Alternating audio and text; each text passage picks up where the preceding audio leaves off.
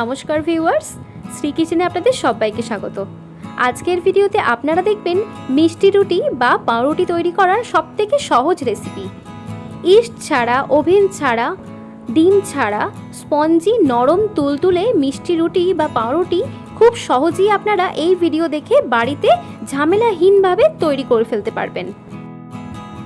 এই নরম তুলতুলে স্পঞ্জি মিষ্টি রুটি বাড়িতে বাচ্চাদের আবদারে অথবা বড়দের আবদারে খুব সহজেই ঝামেলাহীনভাবে কম সময়ের মধ্যে তৈরি করে ফেলে সবার মন জয় করতে পারবেন।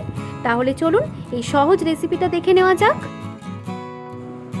মিষ্টি রুটি বানানোর জন্য প্রথমেই এখানে নিচ্ছি 1 কাপ ময়দা, তারপর দিচ্ছি 4 টেবিল স্পুন চিনি গুঁড়ো আর দিচ্ছি 4 টেবিল স্পুন গুঁড়ো দুধ।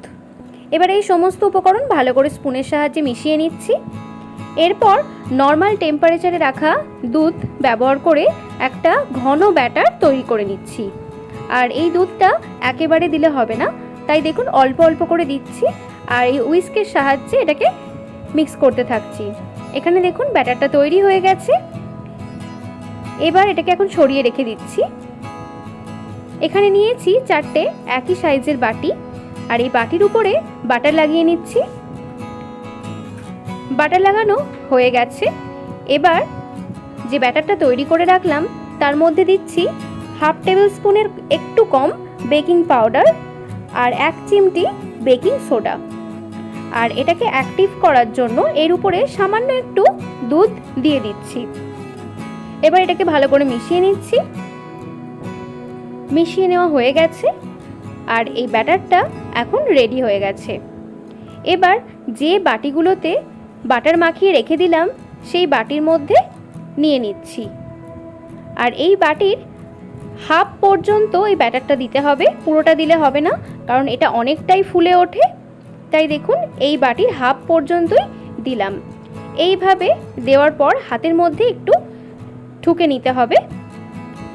দেখুন একটা হয়ে গেছে। এইভাবেই বাকিগুলো করে নিয়েছি। এর উপরে এবার একটা করে চেরি লাগিয়ে নিচ্ছি,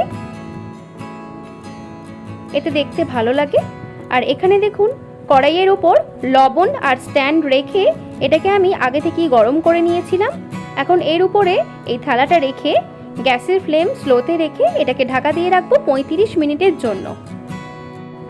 ঘড়ি ধরে 35 মিনিট রাখার পর এটার ঢাকা খুলছি আর এটা দেখুন কতটা ফুলে উঠেছে। এবার এর উপরে বাটার লাগিয়ে নিচ্ছি। আর এখানে আমি যে লবণটা ব্যবহার করেছি সেটা এর আগেও অনেকবার ব্যবহার করেছি, তাই এই লবণটার কালারটা এরকম হয়ে গেছে। বাটার লাগিয়ে নেওয়া হয়ে গেছে। আবারও আমি 5 মিনিটের জন্য ঢাকা দিয়ে দিচ্ছি। গ্যাসের ফ্লেম স্লোতেই থাকবে। 5 মিনিট পর ঢাকা খুললাম। এটা রেডি হয়ে গেছে, তাই দেখিয়ে দিচ্ছি। দেখুন একটা ছুরি এর মধ্যে প্রবেশ করিয়ে দেখে নিচ্ছি। দেখুন এই ছুরির মধ্যে একটুকু লেগে নেই, তার মানে এটা পুরোপুরি হয়ে গেছে। এবার এটাকে নামিয়ে সম্পূর্ণভাবে ঠান্ডা করে নিতে হবে। ঠান্ডা করে নেওয়া হয়ে গেছে। এবার এটাকে ডিমোল্ড করে নেব। তাই দেখুন এই ছুরিটা অল্প একটু ঘুরিয়ে নিচ্ছি, তারপরেই দেখুন এটা হাতে চলে এলো। দেখুন কতটা স্পঞ্জি তৈরি হয়েছে। এইভাবেই আমি বাকি মিষ্টি রুটিগুলো ডিমোল্ড করে নিচ্ছি। আর দেখুন ছুরিটা অল্প একটু ঘোরালেই এটা হাতের মধ্যে চলে আসছে। এইভাবেই আমি বাকিগুলো ডিমোল্ড করে নিচ্ছি। এখানে দেখুন স্পঞ্জি জালিদার নরম তুলতুলে মিষ্টি রুটি একদম রেডি হয়ে গেছে। এটা দেখে বুঝতেই পারছেন যে এটা কতটা স্পঞ্জি হয়েছে আর কতটা নরম হয়েছে। দেখুন যেটা ছুরি দিয়ে দেখলাম সেই রুটিটা নিয়ে হাতে করে দেখিয়ে দিচ্ছি। দেখুন কতটা নরম হয়েছে, কতটা নরম আর স্পঞ্জি হয়েছে দেখে নিশ্চয়ই বুঝতে পারছেন। এবার এটা আমি ছিঁড়ে দেখাচ্ছি। দেখুন একদম দোকানের মতোই স্পঞ্জি হয়েছে। দোকানে যেরকম আমরা কিনি ঠিক সেরকমই দেখতে হয়েছে আর খেতেও কিন্তু সুস্বাদু হয়েছিল। তাই আমি অবশ্যই চাইবো এই রেসিপিটা আপনারা বাড়িতে ট্রাই করুন আর আমাকে কমেন্টে অবশ্যই জানাবেন যে আপনাদের কেমন হয়েছিল। ভিডিওটা আপনাদের যদি ভালো লেগে থাকে তাহলে লাইক, কমেন্ট, শেয়ার করুন। আর আমার চ্যানেলে নতুন বন্ধু হলে চ্যানেলটি সাবস্ক্রাইব করার জন্য অনেক অনুরোধ রইল।